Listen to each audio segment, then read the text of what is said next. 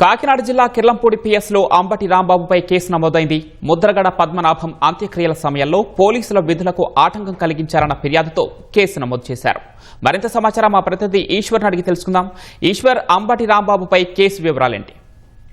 పవన్, కాకినాడ జిల్లా Kirlampudi police station లో మాజీ మంత్రి అంబటి రాంబాబు పైన కేసు నమోదైంది. ముఖ్యంగా ముద్రగడ పద్మనాభం, మాజీ మంత్రి ముద్రగడ పద్మనాభం కన్నుమూసిన సమయంలో నిన్న అంత్యక్రియలు జరిగాయి. ఈ అంత్యక్రియలు జరిగే సమయంలో మాజీ మంత్రి అంబటి రాంబాబు అంత్యక్రియల్లో పాల్గొన్నారు. అయితే నిన్న సాయంత్రము ఈ అంత్యక్రియలు జరిగే సమయంలో అతనికి మాజీ మంత్రి సుదీర్ఘ రాజకీయ అనుభవం ఉన్న వ్యక్తి కావడంతో అతనికి ప్రభుత్వం తరఫున అధికారిక లాంఛనాలు నిర్వహించాలని చెప్పేసి ఈ కూటమి ప్రభుత్వం నిర్ణయించింది. అందులో భాగంగా అధికార లాంఛనాలతోటి అంత్యక్రియలు చేయడానికి అన్ని ఏర్పాట్లు చేశారు.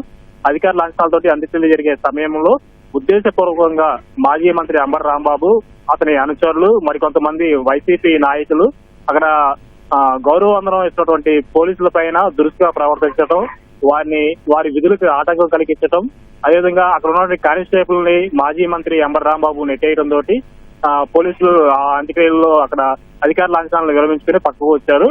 అయితే దీనిపైన కిర్లంపూడి పోలీస్ స్టేషన్ లో కేసు నమోదు చేయడం జరిగింది. ముఖ్యంగా అక్కడ విధులు నిర్వహిస్తున్నటువంటి కాకినాడకి చెందినటువంటి ఏఆర్ఎస్ఐ వెలుదోటి అప్పలరాజు, మరికొందరు కానిస్టేబుల్ అక్కడ కిర్లంపూడి పోలీస్ స్టేషన్ లో ఫిర్యాదు చేశారు. ఈ ఫిర్యాదులో ముఖ్య అంశం ఏంటంటే తమ విధులకు ఆటంకం కలిగించారు, అక్కడ ఒక మాజీ మంత్రి చనిపోయారు, అక్కడ మేము ప్రభుత్వం ఆదేశాల మేరకు గౌరవవందనం ఇస్తున్నాం. ఈ సమయంలో మాజీ మంత్రి అంబటి రాంబాబు, అదేవిధంగా పలువురు వైసీపీ నాయకులు మా విధులకు ఆటంకం కలిగించారు, దీంతో పాటు మా పై పే చేసుకుని మమ్మల్ని పక్కన నెట్టేయడం జరిగిందని చెప్పి కూడా ఫిర్యాదు చేశారు.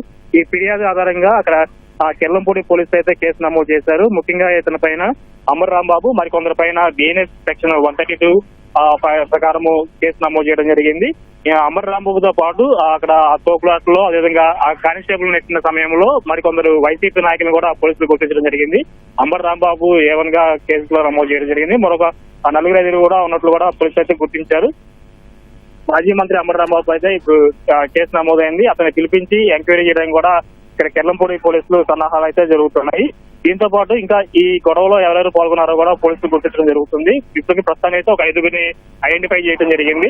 ప్రస్తుతం అయితే ఇక్కడ కిర్లంపూడి పోలీస్ స్టేషన్ లో మాజీ మంత్రి అంబటి రాంబాబు, మరొక 4 పైన కూడా కేసు నమోదైంది. కేసు దర్యాప్తు అయితే కొనసాగుతుంది.